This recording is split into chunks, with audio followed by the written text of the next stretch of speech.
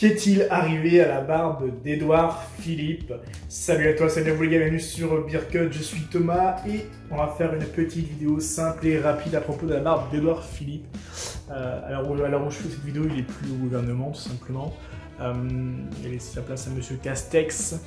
Il y a eu beaucoup de réactions à propos de sa barbe, parce que sa barbe, il était clairement en train de devenir un dalmatien en fait, le mec. Il a une barbe très foncée, presque noire, je pense qu'on pourrait dire.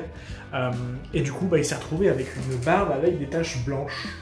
Et du coup, beaucoup de monde se pose des questions là-dessus.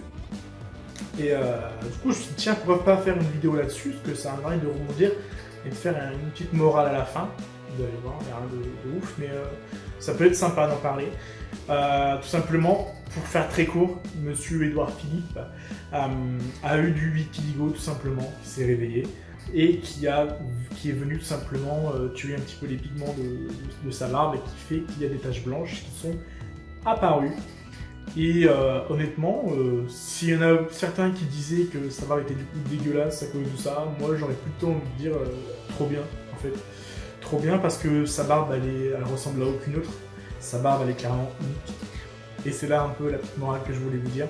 C'est que quand vous laissez pousser votre barbe, quand vous avez des poils sur le visage tout simplement, vous ressemblez à personne d'autre. Hein.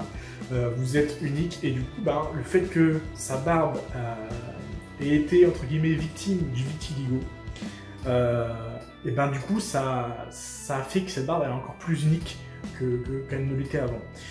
Et du coup moi je trouve ça super génial. Alors peut-être vous dire juste c'est quoi peut-être le vitiligo, parce que j'en parle comme si tout le monde savait. Je vais juste la définition peut-être un peu.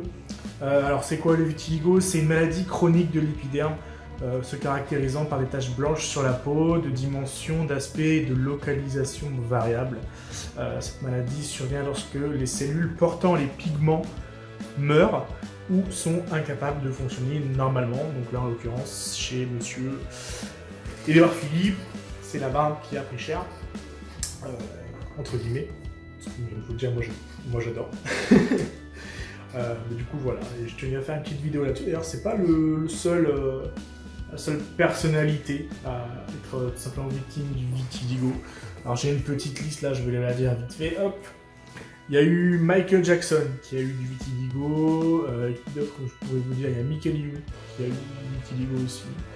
Il y a eu d'autres personnes, Graham Norton, Lina Ricon, Winnie Harlow, Frédéric Coleman, enfin bref, Chantal Lacroix, je connais pas tout le monde non plus, je vous avoue.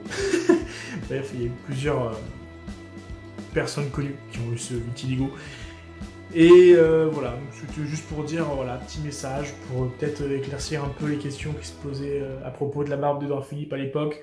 Vous allez peut-être trouver une réponse aujourd'hui. Et surtout aussi pour permettre de vous dire que, putain, soyez fiers de votre barbe, qu'il y ait du vitiligo ou pas, vous allez voir votre barbe, elle est unique en fait. Donc soyez fiers de votre barbe tout simplement. Voilà, c'était une petite vidéo rapide à ce sujet. N'oubliez pas à cliquer sur le bouton rouge s'abonner pour notre barbu et pogonophile et récupérer potentiellement votre livre numérique offert dans la description. Sur ce, je vous dis à la prochaine. Ciao.